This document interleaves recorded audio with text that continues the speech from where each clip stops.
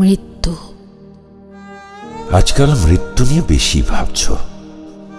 কার মৃত্যু সূক্ষ্ম? ঘাস ফুলের। এত কিছু রেখে ঘাস ফুল? একসময় ঘাস ফুল হতে খুব ইচ্ছে হতো। জীবনটা অবশ্যই ঘাস ফুলের মতোই। ঘাস ফুল যেমন মানুষের পায়ের আঘাতে নিশ্চিহ্ন হয়ে যায়, তেমনি আমারও।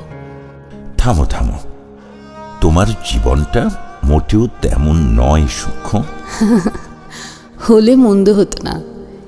এই ছন্দহীন নিষ্প্রভ দেহটা রাংতায় মুড়িয়ে ঘুরে বেড়াতে হতো না।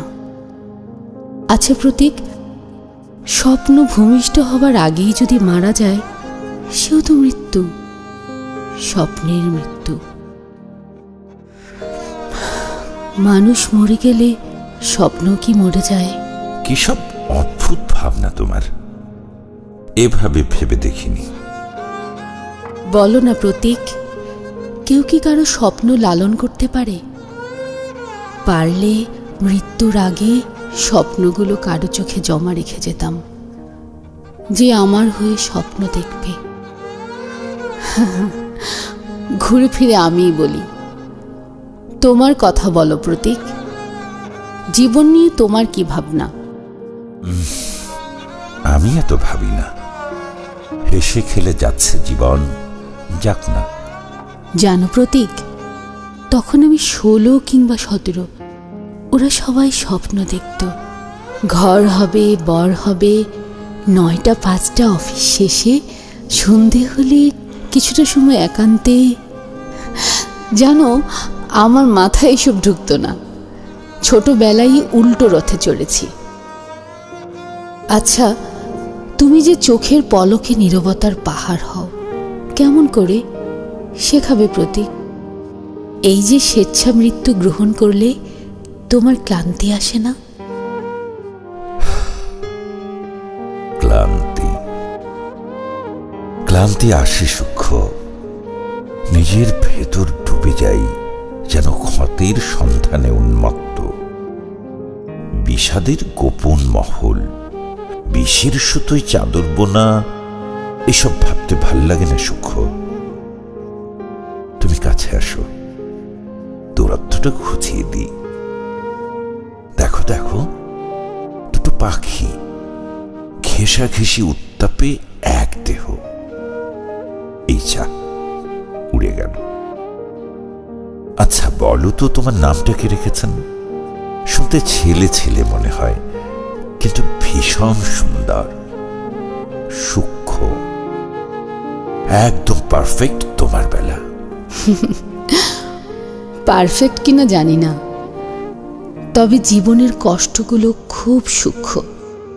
এদিক বিবেচনায় পারফেক্ট বলতেই পারো। বাবা বিচক্ষণ ছিলেন। প্রতীক, আরেকটা কথা বলবো, একদম হাসবে না। ছোটবেলার কথা। ঘর বাঁধলে দুজন মানুষ যেমন একই ঘরে থাকে, তেমনি দুটি পাখিকে কোনো দিন এক বাসায় থাকতে দেখিনি। তখন থেকে হাজার প্রশ্ন ঘুরঘুর করত মনে। কতবার যে ওদের ধরে এনে আদর করে রেখে এসেছি। কখনো বাবা পাখিটাকে দেখিনি। কে জানে ও বাবা পাখি না মা। যাক, অবশেষে একজন বন্ধু পেলাম যে নিজের জীবন নিয়ে না, পাখির সংসার নিয়ে ভাবে। প্রতীক, তোমার হাসি পাচ্ছে, অথচ কত রাত ঘুম হয়নি এসব ভেবে। মানুষের পাখির জীবন ভিন্ন, সে কি আমি জানতাম? ভিন্নই বা বলি কি করে? আমি তো পাখি নই, তবে কেন পাখির মতো জীবন আমার? জানো সূক্ষ্ম, সংসারের মায়ায় জড়িয়েছিলাম আমিও। কতটা নির্বোধ হলে থাকে সব মন ভারী কথা। বাতাস বইছে, ওঠা দরকার। ওহো, হলো কি সূক্ষ্ম? এমন আচমকা কেউ দৌড় দেয় বুঝি? আমি ভয় পেয়ে গেছি। দেখো না প্রতীক, বাসা থেকে একটা বাচ্চা পাখি পড়ে গেছে। আহা, তাই বলি এভাবে পড়ে যদি হাত পা ভাঙত? এদিকে তাকাও সূক্ষ্ম। আহা, আমি কি এমন বলেছি বলো কাদার মতো? না, আমি এই জন্য কাঁদছি না। ওর পা ডানা ভেঙে গেছে, ও শ্বাস নিতে পারছে না।